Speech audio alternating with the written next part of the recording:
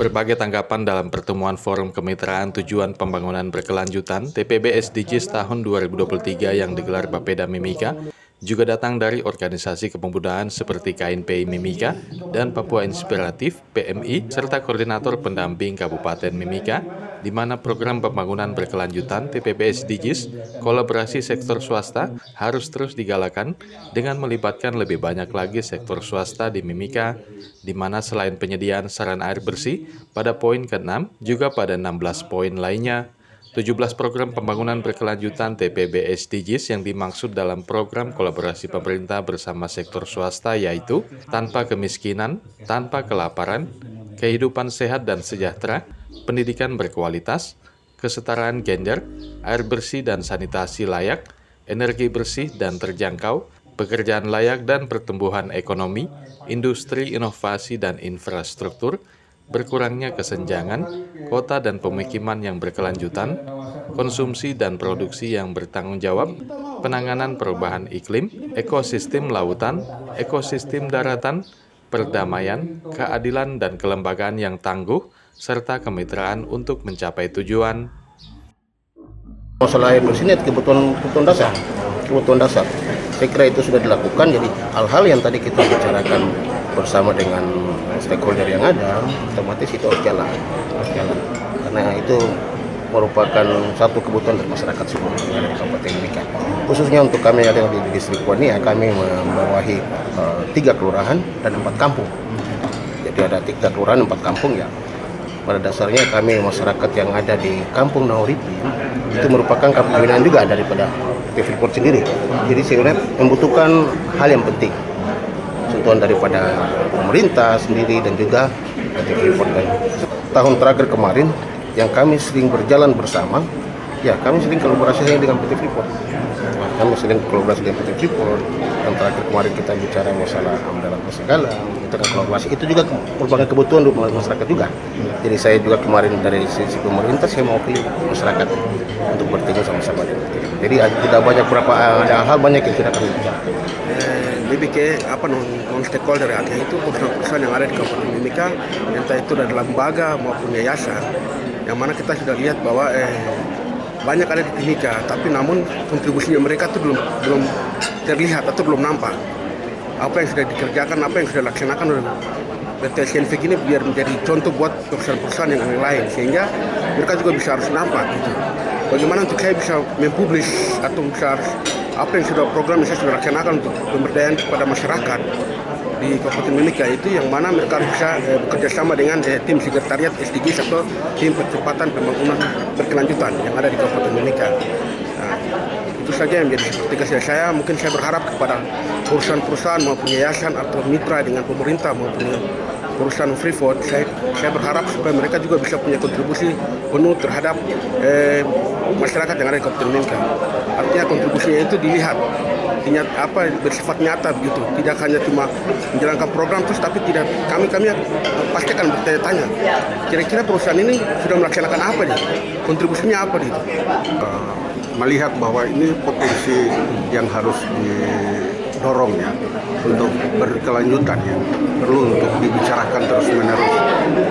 Sebagai agen-agen pemuda, saya berpikir bahwa peran serta pemuda di tingkat-tingkat kampung, di tingkat distrik, dan kemudian di kabupaten ini sudah sangat perlu untuk digunakan oleh pemerintah maupun stakeholder. Dan kami KNPI akan berada di posisi menyiapkan wadah perkumpulan pemuda untuk bisa berkontribusi bersama dengan tim dari forum kemitraan ini, untuk kita juga bisa berkolaborasi di dalam membangun air bersih dan sanitasi sampai ke seluruh pelosok di wilayah Kabupaten Mimika, sehingga berharap supaya hal seperti ini perlu untuk bisa dibuat dalam satu aturan, satu peraturan yang baku, sehingga semua yang terlibat di dalamnya itu bisa mengetahui di mana tugas, fungsi, tanggung jawab, hak, sehingga kita berjalan itu sesuai dengan tupoksi masing-masing. Dan ini yang sangat perlu, karena masyarakat juga itu butuh kejelasan di mana mereka ketika mendapatkan program pemerintah di air bersih, kemana harus mengadu ketika ada persoalan di lapangan.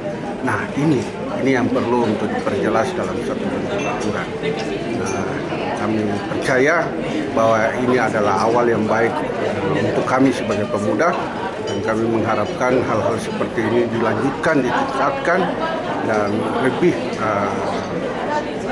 berperannya pemuda ketika kita semua bisa mengambil bagian di dalamnya. Ini hal yang baik, hal yang positif yang harus kita sama-sama dukung dalam rangka pencapaian tujuan daripada Sustainable Development Goal atau SDGs.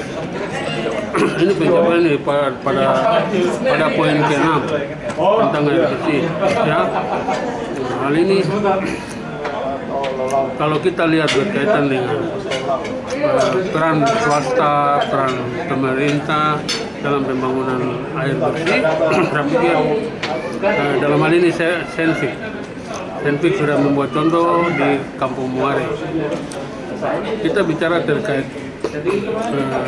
pemerintah juga sudah banyak membuat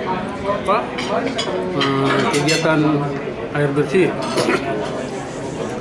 yang menjadi perhatian kita terkait dengan bagaimana pemanfaatan air ini, bagaimana keberlangsungannya. Kita bisa membangun, tapi keberlangsungannya seperti apa? Karena tujuan daripada pembangunan ini untuk kesejahteraan masyarakat. Nah, kami sebagai pendamping desa, kita melihat dari desa pembangunan banyak sudah dilakukan oleh pemerintah daerah maupun swasta terkait dengan pembangunan air bersih. Cuman selama ini mereka bangun tanpa ada keberlanjutan, istilahnya tanpa pernah diperhatikan lagi. Jadi kebanyakan begitu awalnya saja berjalan baik, setelah itu langsung mandet, bahkan ada yang sampai sudah rusak. Hal ini yang menjadi perhatian kita bersama, yang harus kita diskusikan. Tadi sudah didiskusikan terkait dengan sumber daya manusia. Bagaimana kita memberi pemahaman, memberi arahan yang baik terhadap manfaat daripada air bersih ini kepada masyarakat. Karena fasilitas ini dibangun oleh pemerintah, dari pihak swasta pun demikian, untuk kepentingan masyarakat. Kalau masyarakat sendiri tidak bisa jaga, ya siapa yang nanti bisa? Maksudnya kalau masyarakat tidak bisa jaga, bagaimana pemanfaatannya? Pasti nanti tidak maksimal. Nah, itu air bersih. Demikian juga dengan sanitasi. Sanitasi dalam hal ini di tingkat desa ini kebanyakan mereka bangun MCK. MCK ini banyak yang mandet juga. Mereka bangun tapi airnya tidak jalan, akhirnya masyarakat buang kotoran, tidak tersumbat dan sebagainya, rusak.